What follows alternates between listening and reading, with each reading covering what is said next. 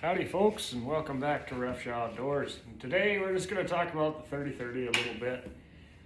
Where it shines, where it doesn't shine. Obviously it has enough power to take down a whitetail.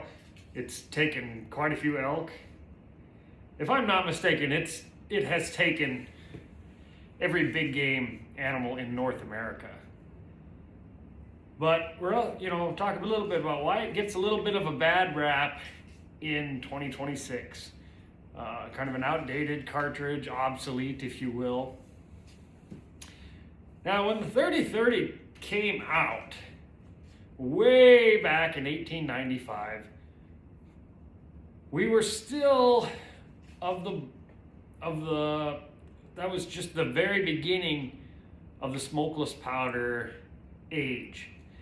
And of course, everyone knows it was the first commercial smokeless cartridge introduced in the United States. And when it came out, people were like, yeah, geez, 30 caliber? That's going to be a little wimpy. And people started using it, and it got popular really fast. Kind of a little side note, they also came out with the 32 Special somewhere around the turn of the century. And that was for people that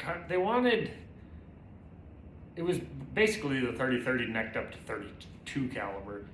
And that was more, if I'm not mistaken, that was actually originally a black powder round. And they came out with it because some people didn't want that newfangled smokeless powder. But when the 30-30 really started to get popular in the teens, 20s, 30s, shoot clear up into the for eastern and midwestern deer hunters, clear up into the 60s, it was really popular. But you got to look at the method of deer hunting that was used back then. They didn't sit in stands hardly at all back then. They either made drives or they were still hunting. And that is where the 30-30 shines. It's not,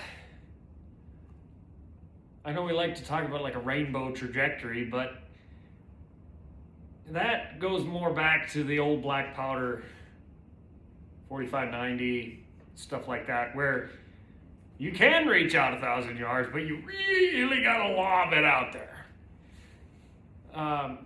For the vast majority of deer hunting, we don't need to be lobbing rounds out there, but the 30-30 is, it was never really meant to take shots over 200 yards.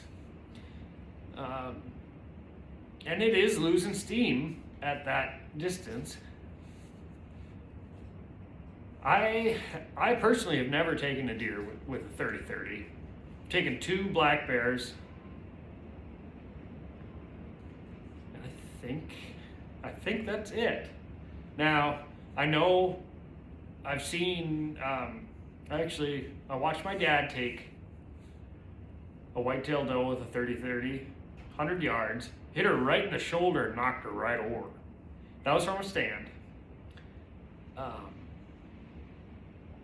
But like I was saying, it wasn't really, that's not the style of hunting that people did when the 30-30 was real popular. And still hunting, which I made a short about that here the other day. And if you can, that is where the 30-30 really shines. You're still hunting. Personally for me, I'm just kind of figured it out. And the first deer I ever took with a muzzleloader was a Hawken style, 110 grains of Pyrodex and a 50 caliber patched round ball. Walked right up on that doe and about 50 yards maybe, But for rifle season, that's where the 30-30 comes in. And I guess now,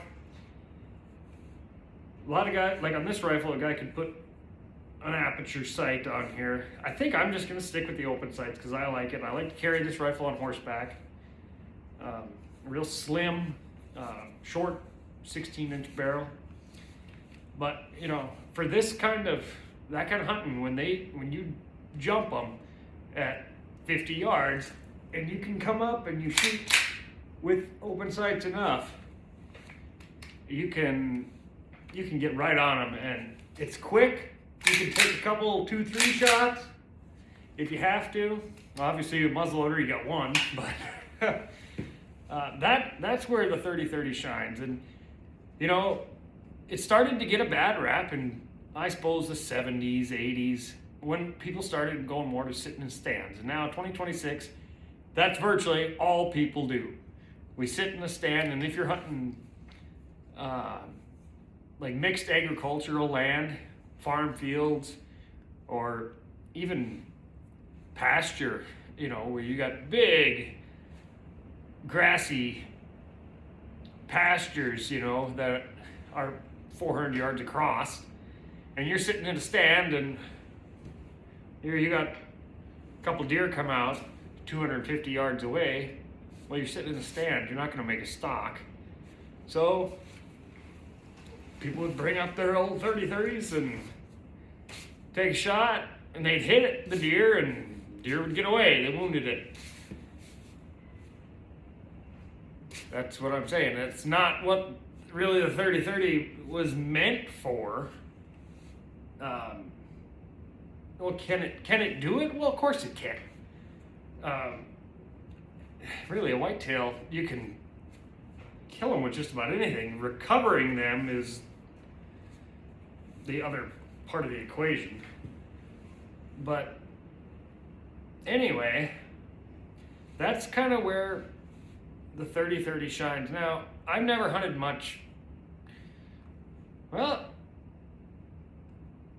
I don't think the furthest east of the Mississippi I've ever been was Duluth, Minnesota, and that was one time. That's the only time I've ever been east of the Mississippi, so I don't really know if you're in big, heavy timber where your shots are really limited to 100 yards, the 30-30 is still getting the job done. And obviously, you gain some velocity with a longer barrel.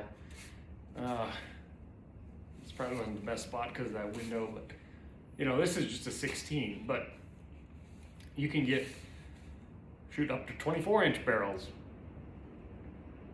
And generally, your velocity will be higher with a longer barrel. If you think about it, the gases are pushing on that bullet longer, for a longer amount of time. That should make it go faster. Not always, but that's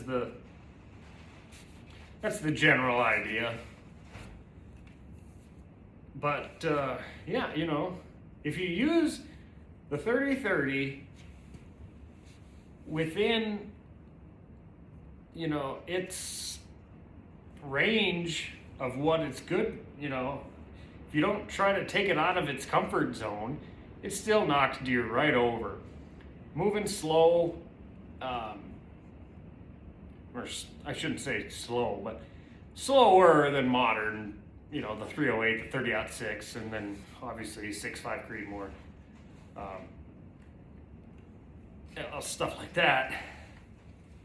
But they've still got a place in 2026, and they're a lot of fun. They're a hoot to shoot. This is what the cowboys carried, and in every Western movie, we all wanted to carry a lever action rifle and get into a shootout with some cattle rustlers. But of course,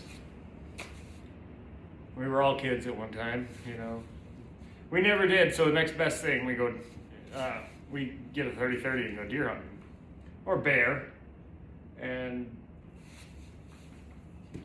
but if you're not trying to take ridiculously long shots. And, you know, a lot of people say that the 30-30 has taken more whitetail deer than any other cartridge. That could be up for debate. But, you know, back in the days when making drives was the preferred method of deer hunting, the 30-30 it shined. And like I was saying, if you want to put a modern red dot sight or reflex sight on these things, then you're really doing good. But I'm pretty traditional. I like for what I use this rifle for, I like just the open sights. But like I said, you can get an aperture sight going here, or you can, this is an angle eject, so they come out not straight out the top at an angle. But you know, the Marlin's a great solid rifle. You can put, a lot of people put scopes on them. I would put a low power scope on it so I wasn't tempted to take a 250 yard shot, because that's not what the 30-30 was meant for. It was meant for close shots and at running deer, you know. It's not something that's doesn't know what's coming. And a lot of the old timers will say, you know, they knocked over more deer with the 30-30 than they did with their more modern rounds. And with my little anecdotal experience of actually what I've eyewitnessed animals taken with the 30-30, 2 black bears and a whitetail, well, neither one of those bears went right down, but they didn't make it very far. But it knocked over that one whitetail. And then I know other people who have had really good luck. You know, shoot, you might have a favorite deer stand set up at a beaver dam, a creek crossing or whatever, and where they cross is 50 yards away from you. Perfect. That's what the 30-30, where it shines, is close range. It's not meant to reach out 300, 400 yards, you know. 200 is kind of pushing it for what I think.